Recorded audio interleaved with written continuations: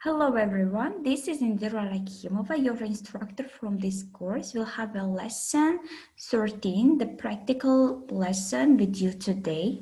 And now I'd like to share the presentation that I've prepared for today's lesson. And as you know, today's seminar is devoted to contemporary directions of American poetry. And in this seminar, we try to deal the contemporary poetry itself and the directions of the American poetry, then the peculiarities of it, and the examples will be provided at the end of the presentation. So let's get started by looking at them closely. What is contemporary American poetry? Actually, it appeared in 1971. After that, it started to gain the popularity throughout the United States.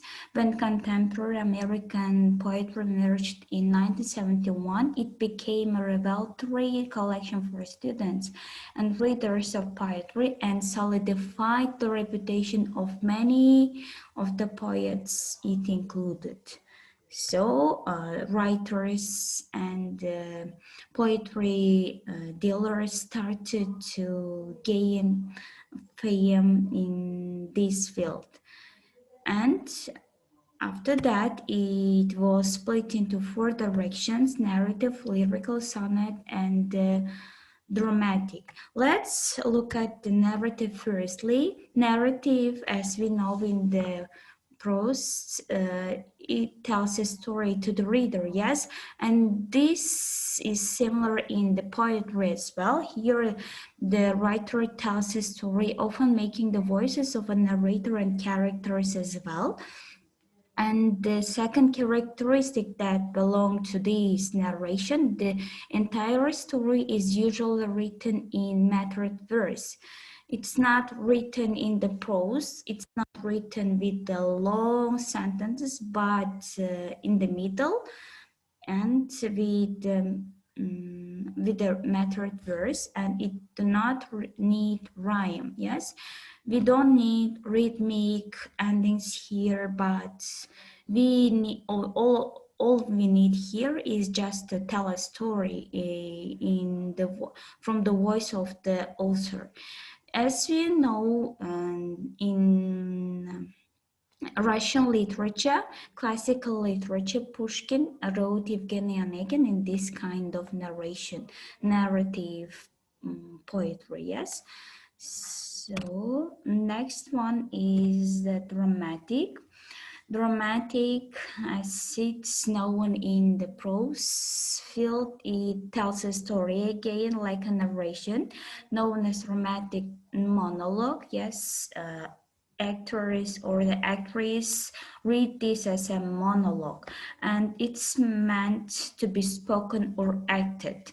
It's spoken or acted in theater, yes, or it may be in some movies where the speaker or the actor reads a monologue, and this is dramatic poetry.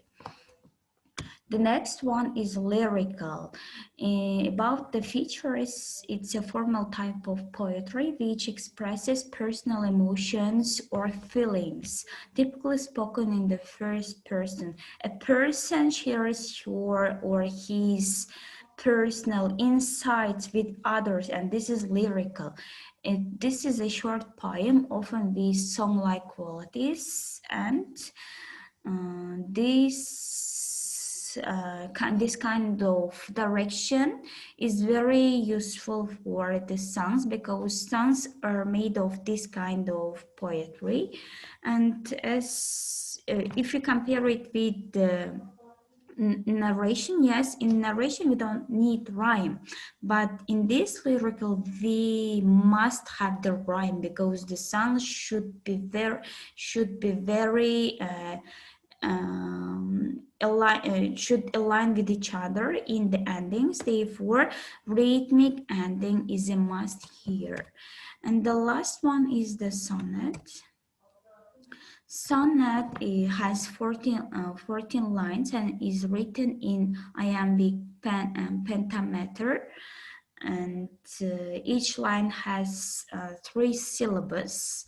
One syllable is stressed, and this is short syllable, and another one is not stressed. This kind of formula is known as the iambic, and you can see the structure here, the formula here: A B A B C D C D. As you can see, the syllabuses are following each other with their own order. So moving to the peculiarities, there are some peculiarities that need to be considered here: the stylistic experimentation and disrupted syntax. Here in prose, we should use, or the writers should use, a lot of stylistic experimentations like similes, alliteration, yes, because they give a colorful meaning to our poetry. And the next one is the stream of consciousness, a term coined by American psychologist William James to describe the natural flow of a person's thought. The poetry is kind of a message to us that expresses the author's ideas, the thoughts, or the opinions. Yes, it's not just written, oh, I like to write it and I wrote it. No, we should deliver our thought or the opinion throughout our poetry, and this is like a characteristic of a poetry. And the next peculiarity is the theme of alienation. Characters or speakers feel disconnected from people and or society, the world. Here you may, or the writers may switch on their creativity and the imagination. They are not obliged to write what is happening in reality, but they may write from their imagination. And this is also one of the characteristics of poetry that differentiates it from the prose. And the focus on images. Here we need more specific people, more specific actions, because in lines we can't give only general statements there, but we should keep our mind on something, and this is on in the form of the images here. And we are done with the peculiarities. We are moving to examples. Let's first look at the syntax. Syntax is how we structure sentences and language. Cummings experimented heavily with syntax. One example of his poem, Anyone Lived in a Pretty Half Town. This is the name of the poetry. Anyone lived in a pretty half town, with upso floating many bells down. Spring, summer, and autumn, winter. He sang his didn't, he danced his did. Here,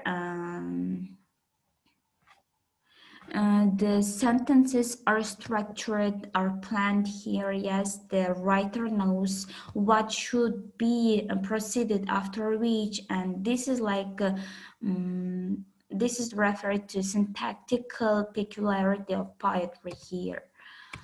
And consciousness, and a narrative mode that seeks to portray an individual's point of view by giving the written equivalent of the character's thought processes, either in a loose interior monologue or in connection to his or her actions. Here, the writer, as it was mentioned earlier, should deliver, express, and share the ideas, thoughts in a coherent and cohesive way, so that the reader should comprehend it with the voice of the writer, because the poetry is the kind of the writing that depicts your ideas, and it should be crystal clear for the reader to guess what is going on your inside while writing this poetry. And this is the characteristics of the consciousness. For today's lesson, that was all I wanted to deliver to you today, and I hope that it was very helpful and useful for you to comprehend the seminar. And you can watch and read the materials that are attached to the seminar 13 on Moodle there. Please, guys, read all of them and do the task which is given there. Good luck, everyone. Goodbye.